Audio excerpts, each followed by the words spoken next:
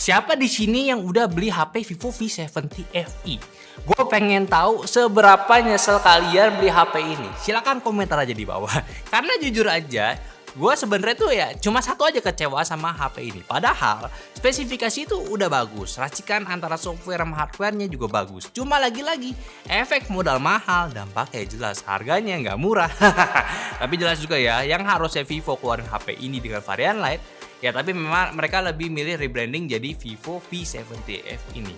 Ya nggak tahu bener atau enggak, ini cuma asumsi gua aja. Karena gua kira awalnya ini Lite, ternyata FE. Dan FE itu nggak ada di seri Vivo sebelumnya. Dan lu tahu apa arti FE itu? Ya bukan Fan Edition, tapi Fashion Edition. Ya bebas lah, serah Vivo gitu ya. Jadi baik lagi aja, karena harganya naik, daripada mereka posisiin Vivo Lite series di harga yang nggak Lite lagi, kasih namanya FE gitu. Bener nggak? Coba aja, mohon pencerahannya nih buat temen-temen. Soalnya gue juga kaget ya, startnya itu dari 6,5 juta buat varian HP ini. Kayak ini harusnya line up-nya Vivo V70 nggak sih? Ya, tapi ya setidaknya HP ini masih bisa lah masuk di level mid-range Vivo yang menarik buat gue. Karena kalau lu tahu juga, gue itu kalau bahas Vivo V Lite yang series yang sebelum-sebelumnya, kadang masih banyak kasih plus minus ke kalian biar sesuai sama yang kalian mau beli. Tapi buat Vivo V70 FE ini kayak udah nggak kasih celah buat lu pilih HP lain ketimbang si FE ini, kecuali sekarang itu soal harganya. Jadi sebelum masuk ke spek dan benchmarknya, ya gue mau ngejelasin dulu HP ini tuh buat siapa sebenarnya. Karena kalau lu lagi beli handphone ini dengan ekspektasi gaming beast ataupun yang kamera flagship, lo mungkin bakal kecewa. Tapi kalau lu cari handphone yang cukup untuk segalanya dan masih punya nilai lebih dari beberapa areanya, ini mungkin jawaban yang lu cari. Vivo V70 FE itu bukan HP yang ngejar satu hal secara ekstrim. Ini handphone yang balance lah, baterainya gede, kameranya capable oke gitu ya, performance stabil, dan desainnya masih enak buat dipandang. Semua dikemas di harga yang ya nggak murah memang, tapi masih masuk akal buat yang tahu value-nya. Dan yang gue suka, dia masih bisa mempertahankan DNA Vivo V seriesnya. Sedangkan di Vivo V70 udah diganti desainnya yang nggak seperti generasi sebelumnya. Nggak jelek, cuma nggak V series aja gitu. Nah yang ini masih aman. Dari bentukan handphonenya masih tergolong slim, ringan juga, nyaman digenggam. Ada ring light kameranya di kamera bump ini yang bikin lu foto-foto itu bisa dapat style cahaya ekstra daripada sekedar flash biasanya. Dan pilihan warnanya pun ada 3, yang silver, purple, sama blue ya. Yang kayak gue pegang ini warna purple-nya gitu. Ketahanannya juga punya di IP rating up to di IP69, jadi buat jatuh, kejebur air udah aman. Harganya ya lebih tepatnya ini mulai dari 6.499.000 untuk 8256, terus ada 12.256 di 7.199.000, dan 8512 GB di 7.399.000 lah. Ya udahlah, kita bedah lebih dalam aja lah. Jadi gas nih ya. Dari sisi desain yang langsung gue bikin notice ya pas pertama pegang ini adalah mode kameranya. Yang mana bentuknya itu kapsul ala V series, meluncing di tengah juga, dan ada 2 kamera plus aura LED bulat di dalamnya. Beda sama V70 yang model itu kotak ala iPhone ataupun kayak Oppo sekarang gitu. Tebalnya itu cuma 7,59 mm, dan ini bukan tipis-tipis biasa gitu. Ini handphone punya baterai di 7000 mAh. Buat ukurannya ini udah impresif banget. Dan satu hal yang gue rasa wajib disebutin yang kayak tadi, yaitu di IP68 dan IP69, tahan debu, tahan air, bertekanan tinggi juga, dan udah lulus uji jatuh dari ketinggian 1,8 meter. Dan untuk harganya 6 jutaan, sebenarnya ini fitur yang udah wajib ada, dan ini salah satu alasan kenapa gue bilang tadi HP ini nggak kasih banyak celah. Layarnya pakai AMOLED 6,83 inci, resolusi 1,5K, refresh rate 120 Hz, kecerahannya itu sampai 1900 nits dengan bezelnya sekitar 1,35 mm. Buat penggunaan sehari-hari, nonton konten, scrolling, sosmed, atau buka maps di outdoor, layarnya cukup banget. Warnanya panci, kontrasnya oke, dan di bawah sinar matahari pun masih bisa terbaca dengan nyaman. V70 FE ini pun juga dijalanin di Origin OS 6 ya, berbasis Android 16. Dan kalau kalian tahu perjalanan Vivo dari Phantom OS ke Origin OS, ini beneran lompatan yang gede nih. Lebih clean, intuitif, dan kerasa lebih niat dikembanginnya. Dan ada beberapa fitur yang gue mau highlight juga. Yang pertama, itu ada Origin Island. Ini notifikasi dinamis yang muncul di bagian atas layarnya ya, kayak Dynamic Island yang punyanya Apple, tapi ini versi Androidnya, yang mana cukup useful buat monitoring aktivitas tanpa harus buka app penuhnya ya. Fitur produktivitas juga ada kayak Vivo Office Kit ya, buat kebutuhan kerja ringan kayak one tap transfer yang ngebantu kalian pindah data dari HP lama ke itu lebih mudah lagi. Lalu HP ini juga support asisten virtual Gemini dari Google juga, jadi buat kalian yang aktif pakai asisten sehari-hari, ini sih udah tersedia out of the box-nya. Tapi harus jujur juga nih, Origin OS 6 ini masih iterasi pertama untuk globalnya, jadi belum 100% sempurna. Beberapa review internasional pun juga nyebutin masih ada bloatware dan pre-install app yang lumayan banyak. Dan dari sisi smoothness-nya pun masih belum sepolis Color OS ataupun Oxygen OS yang lainnya pun, tapi untuk pengembangannya ini jauh lebih baik dari sebelumnya dan masih terus diimprove. Yang pasti Vivo udah kasih komitmen ada 4 kali major OS dan juga 6 tahun security patch buat handphone ini, yang mana untuk kelas mid range ini angka yang udah oke banget. Untuk chipsetnya, dia pakai MediaTek Dimensity 7360 Turbo, fabrikasi 4 nanometer. Yang sekarang gua nggak mau langsung lempar angkanya dulu karena yang lebih penting buat lu sehari-hari itu ya bukan skor ya, tapi apa arti skor itu buat penggunaan lu. Chipset ini cukup buat multitasking harian, buka aplikasi banyak sekaligus, pindah-pindah app, scrolling, streaming aman ya, dan nggak bikin nunggu juga. Ini handphone udah cukup responsif buat dipakai seharian. Dan memang Dimensity 7360 itu semacam tweak sedikit dari 7300, which is ini pakai arsitektur yang sama juga. Jadi ya ekspektasi peningkatan performanya pun nggak akan jauh. Tapi ini masih sangat wajar dan oke lah melihat V70-nya yang masih di 7 Gen 4. Nah, buat jelas skornya ini, V11-nya di Antutu itu hampir nyentuh di 1 juta, yang mana ini klaimnya valid. Geekbench singlenya itu di 1000 dan multinya itu di 2900-an dengan 3D Mark slingshotnya di 5900-an dan buat live-nya di 3200-an. Tapi yang genuinely ya bikin gue impress bukan skornya, tapi konsistensinya. Pas CPU stress test full load ya performanya hampir lurus di atas 96%. Dari awal sampai akhir nggak ada yang namanya throttle aneh-aneh, bukan kenceng awal terus juga loyo di akhirnya. Beneran konsisten di akhir, sampai akhir maksud gua. Dan setelah selesai benchmark panjang, gua angkat handphonenya ya sentuh badannya ya memang angkat-angkat dikit. Tapi sama sekali nggak panas kayak HP lain yang baru habis disiksa benchmark. GPU stress test di wildlife pun ya hasilnya senada, stabil, satisfying, hampir nggak ada penurunan selama 20 kali running test. Nggak ada catatan dari gua sama sekali soal thermalnya, paling gua yang mau uji seberapa adem HP ini setelah itu ya. Nah, sekarang kita masuk ke real use-nya yaitu gaming test. Dan seperti biasa gua tes 30 menit per game biar kelihatan bukan cuma kencang di awal tapi ya stabil juga di jangka panjangnya. Kayak di game Mobile Legends, settingan ultra durasinya 30 menit, baterai rate-nya turun di 7% dengan rata-rata FPS 109 dan suhu tertingginya itu mencapai 38 derajat Celcius. Jujur, untuk experience yang dikasih gua lumayan suka, apalagi setting frame rate-nya udah bisa sampai di ultra atau di 120 FPS.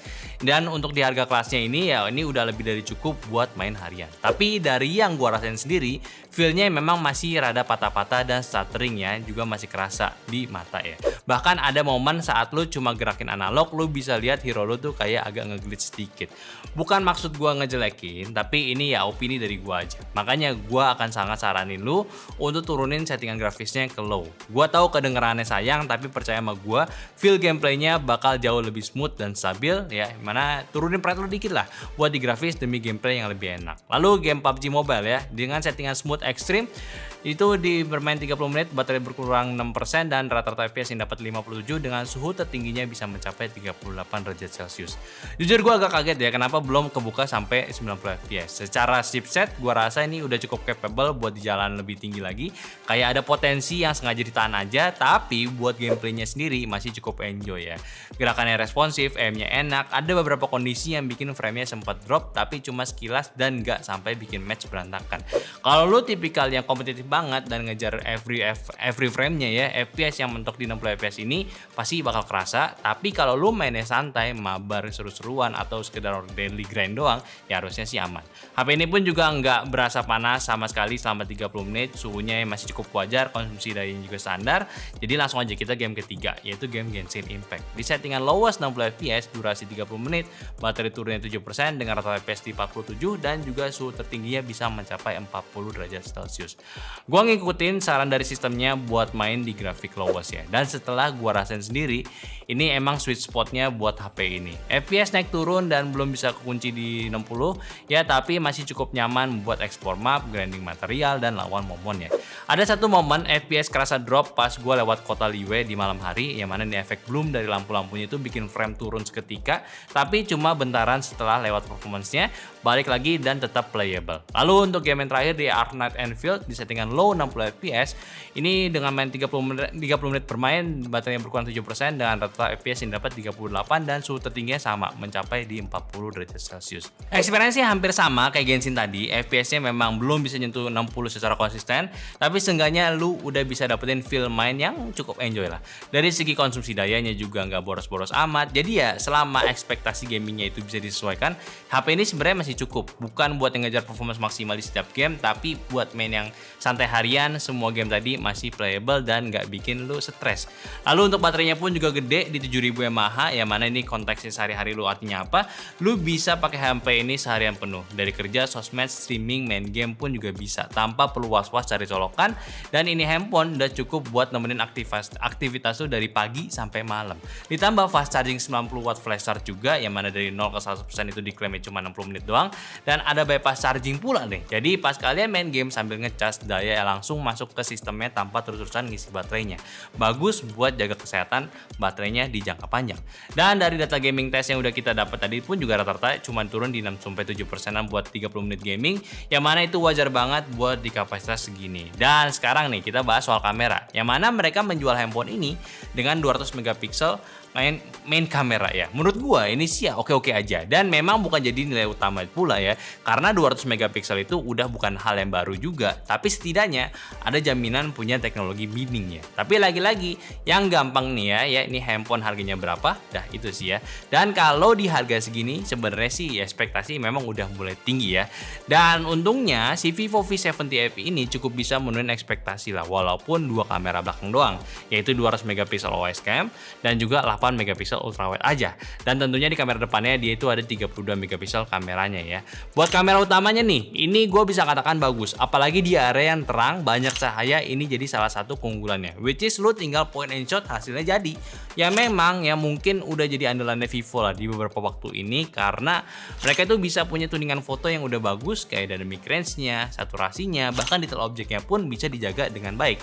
Low light-nya pun juga selama lu bisa manfaatin fitur night mode-nya, hasil gambarnya pun juga bisa lebih baik, bisa kasih gambar yang lebih terang dengan minimalisir noise-nya. Cuma kalau ngomongin ultrawide, memang agak disayangkan ini masih 8 megapiksel aja. Walaupun Vivo bisa kasih konsistensi warna yang udah oke, hasilnya pun masih kurang tajam kayak kamera utamanya. Gue bingung sih kenapa HP-HP ini tuh masih banyak yang nggak pedulin kamera ultrawide-nya, padahal ini kepake banget loh. Dan tentunya juga Vivo pun masih ada beberapa fitur fun-nya ya, seperti AI Season buat bikin foto lo ala musim tertentu yang diubah jadi ya pakai AI. Maksud gua kalau video pun ini juga termasuk yang terbagus, bisa rekam 4K dan bisa kamera itu bolak-balik ya. Ini jarang terjadi dan mulai dikembangin juga. Gua suka sama Vivo yang udah set standar baru untuk memungkinkan lu bisa vlogging lebih mudah pakai HP ini. Untuk speaker ini udah pakai setup stereo, yang satu di bawah, yang satu di earpiece atasnya. Volumenya lumayan kenceng dan buat nonton konten ataupun video call sehari-hari ini cukup banget. HP ini memang belum ada haptic feedback seperti versi atasnya, cuma HP ini udah punya X-axis linear motor dan fitur 4D game vibration juga yang bikin feedback getar itu kerasa lebih crispy dan juga intensional ya.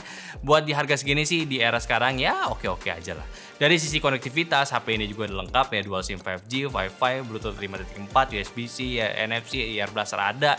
NFC juga udah penting ya, kayak buat seharian, kayak buat kris, e-money, tap kartu udah penting banget. Jadi di 2026 ini sih emang udah bukan kebutuhan lagi, tapi emang udah harus ada ya. Ear blaster kepake buat tadi remote TV AC bisa kepake.